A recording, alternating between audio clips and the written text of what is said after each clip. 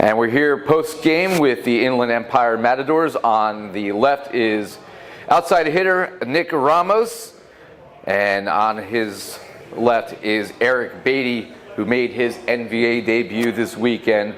As the Matadors do, however, fall to 0-3 on the year.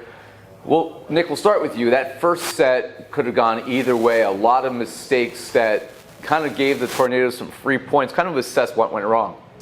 Yeah, I think we were going point for point. Kind of a slow start, but started going point for point with them. And then, it was like 22 maybe, and then we just got that dumb out-of-system error, unfortunate. And kind of after that, I think the momentum shifted a little bit and just didn't finish out after that. Eric, this was your debut, your first match in the NVA. Kind of give us a overview of what your thought process was coming into your first action. So, yeah, a lot of these guys have been playing together for a month and a half, I think 2 months now.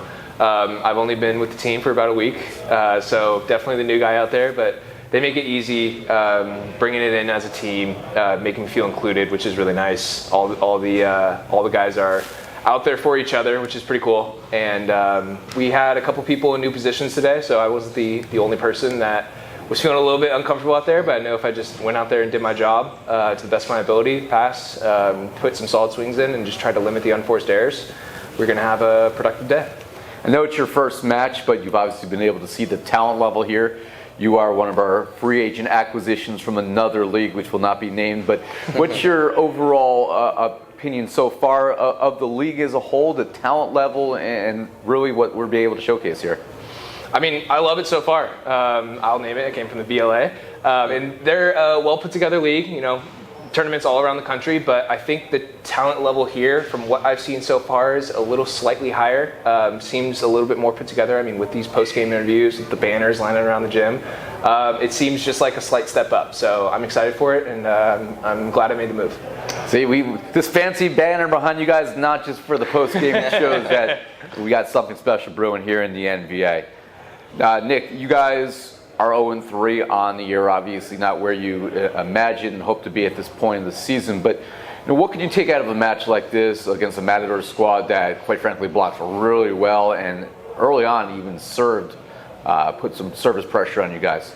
Yeah, and like he said, a lot of us we added some new pieces, both of us being some of those since the first event, and so we're still trying to put it together. I had to travel in from Chicago. I'm still staying out there, so haven't had too much experience as a team so far, but they came out hot, put us to the test, and like you said, served us off the court, and they had a big block out there. So, it was a good first, I think, assessment as a newer squad that we have right now. So hopefully tomorrow we can watch some film and just, make some adjustments that we need to make and put it together.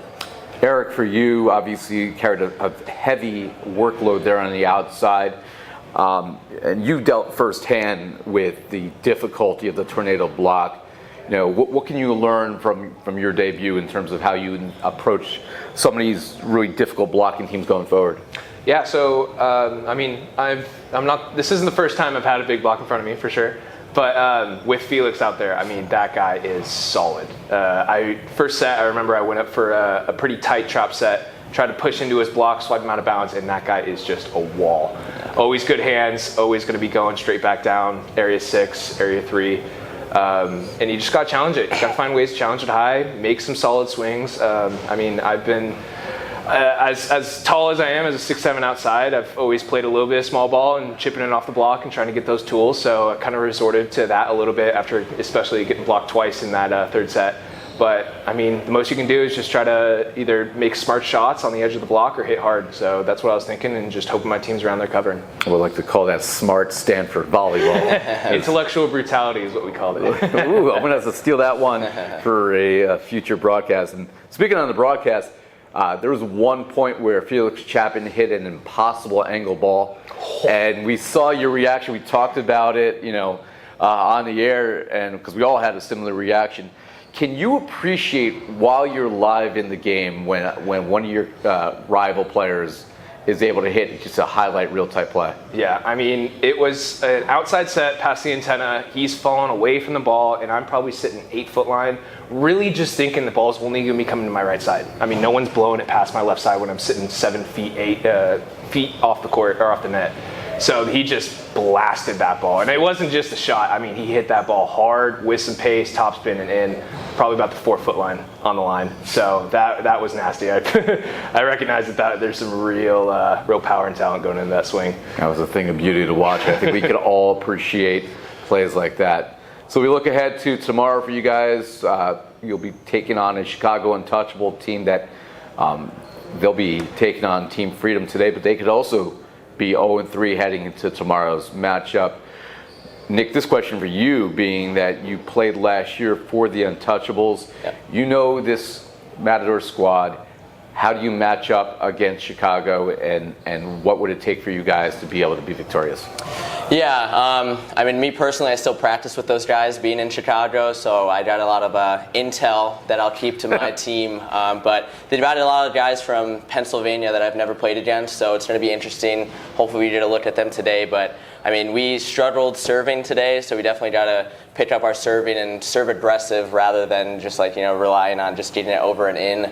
And we got to make some blocking adjustments and defensive adjustments as well. So, I mean, just like I said, watching film overall, trying to just take away some good points. And, I mean, like I said, I'll keep my intel for our team, but I think I got a pretty good look, and we'll be successful. Well, there you hear it. That's the spy, Nick Ramos and Eric Beatty. Matadors do fall to 0-3 on the year, but we appreciate you gentlemen joining us in the postgame show. Yeah, thank you. Thank you.